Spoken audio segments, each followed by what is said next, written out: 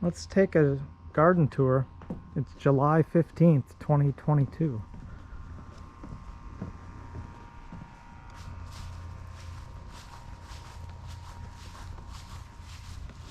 Let's see, what do we got going on? It's a still day, no wind, but if there were wind, we have these interesting windsocks in the corners. Of course, the weather station is here.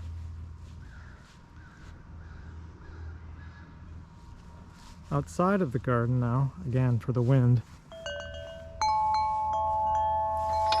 Have the wind chimes coming in. We have the garlic, about ready to harvest the garlic. Probably next weekend harvest the garlic, and we've got to figure out what to plant in that bed. Next to this we have the raspberries. We have 3 beds of raspberries. New trellis system for the raspberries with this bungee cord stuff, and EMT. We have the, again for the wind, homemade wind spinners out of cans.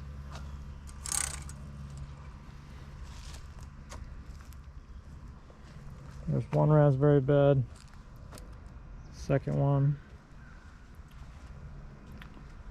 third one. Bees are going wild all over the place.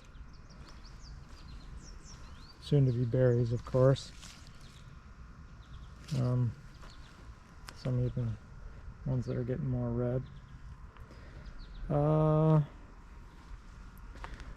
course, we have the herb area, oregano and chives and basil. This is chard, maybe? I don't know. That's thyme. Some flowers down there. Here we have elderberry. This has never made berries before, but this year hopefully these flowers turn into berries, so that's pretty interesting. Pepper bed. These are New Mexico peppers. Hatch extra hot. Already making them. Peppers are doing well. Each of these beds is 24 feet long. Next to the first pepper bed is June-bearing strawberries. We got a whole bunch of strawberries here this year. Today or tomorrow I'm gonna renovate these. Is that the right word? Anyways, June-bearing ones, I'm gonna cut all these leaves off, and that's gonna encourage them to grow more flower spikes for the rest of the year that obviously flower and turn into fruit next year. So that's cool. Second row of peppers here is, there's some more New Mexico ones. Pretty big already. Jalapenos. These are big jalapenos. And then a whole bunch of, well, here's some cayennes, some ones that are already turning red. You see down there. Cayennes, and then all these are habaneros. 1, 2, 3, 4, 5, 6, 7 habaneros, if I counted them correctly. Kind of looking back at the strawberries, peppers, garlic, and raspberries there. Still haven't put in the drip irrigation yet, so we have these big sprinklers. That's a project to do the drip irrigation. Have the supplies, just got to get it done. Have it plumbed. Well, I'll just show that quick. For the drip irrigation, there's something, this guy in the front, and then this guy right here is ready to go on sprinkler control. So we'll see. All this stuff takes time. All right, continuing on, we have some bush beans down here, and this, I gotta pick these beans because it's full of beans. Full of beans, full of beans.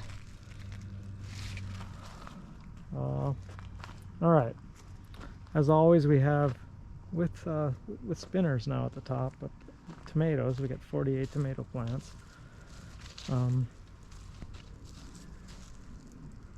And a bunch of plum tomatoes down here. And they all got a lot of fruit on them already.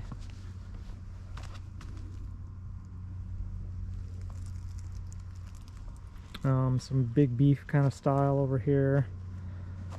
And then there's 5 cherry tomatoes here at the end that are all, they're thriving. They're taller than I am already.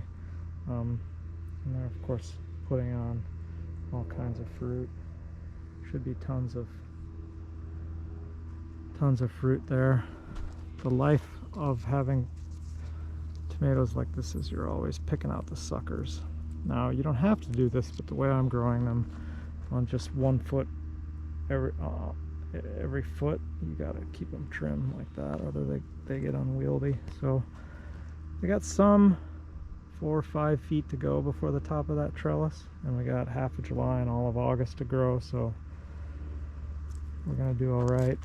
There's bees buzzing all around there on the flowers. Pretty nice. A little bit, I've shown this before, but these clips are really nice. They don't hurt the tomato. They clip to the string here, and then they're, you know, don't even touch the tomato on the outside. These are pretty cool. And just a more tour of the tomatoes.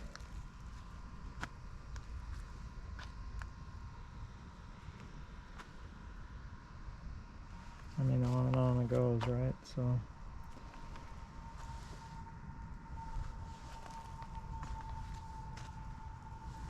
all of these tomatoes except for 2 I grew from seed. I had enough to grow them all, but I miscounted, and so I bought 2 from Lowe's. Alright, so those are the tomatoes. A lot of fun. Here's the pea area. We have lots of peas growing already. Could be better, this pea bed, but it's going alright.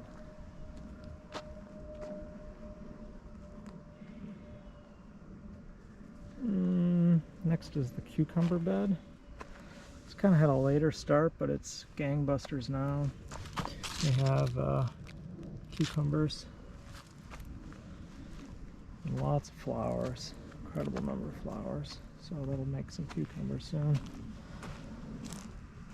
Continuing on, we have some salvia, and pride of my garden is this marigold stretch, which all come from seeds I collected from last year's marigolds. Right? Love marigolds.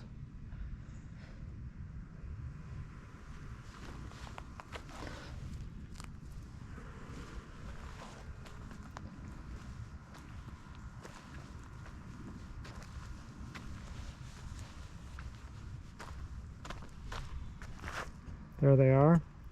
Next to the marigolds we have sweet corn. Last year our sweet corn did not do well. This year it's probably about 4.5 feet tall already, and that's going to make some sweet corn, which should be fun. Next we have the gourd area. Everything's my favorite, but this is one of my favorites. This year, there's my sign. So the gourd area this year is 3 sections, which are sort of 3 different families of gourds. Like one is a smaller one is a big one, and one is a crazy shape one. So they should all be all different colors and sizes and shapes of gourds here, which are just for decorative purposes and kind of fun, right? So that'll be great. Of course, the gourd area has 2 sides of the sign. These are zinnias, and it's this interesting triangular shaped raised bed, and it's just absolutely full of flowers and bees and other pollinators. It's very cool. Let's see if we can get a shot of the bees.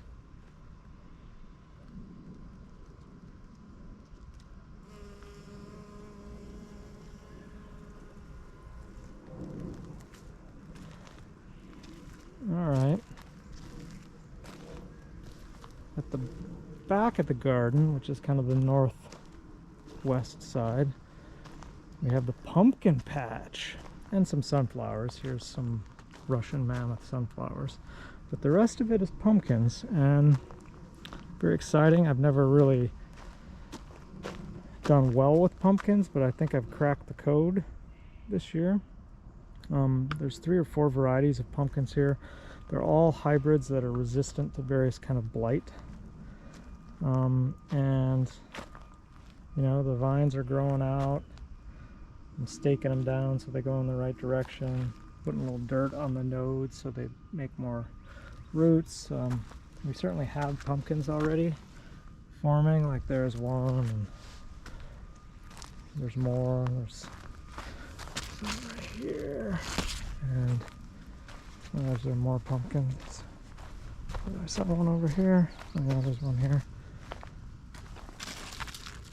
So it should be fun. Most of these are kind of bigger varieties pumpkins, or maybe they all are, I don't know. So there's a lot of room yet for these vines to grow.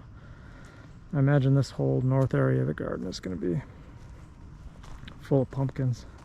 These ones at the far north end aren't doing as well, but oh well. Right, so that's that. The pumpkin area has a sign, which is fun. It has another spinner on it. Pretty cool. So that's basically the garden. Let's go ahead and go out one of these doors and take a trip around the perimeter. See what it looks like from that perspective. You know, this is, I'm walking outside the fence around it. So look at the pumpkin area.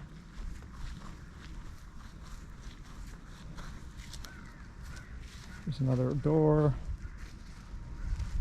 You can see the sunflowers over there. Pumpkins, pumpkins, pumpkins.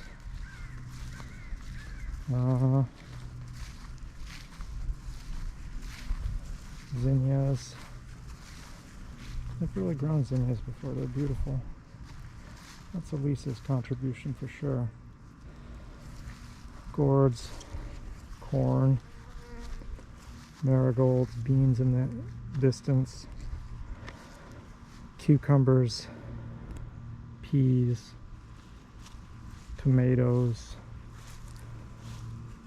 peppers, strawberries, peppers, garlic, and raspberries.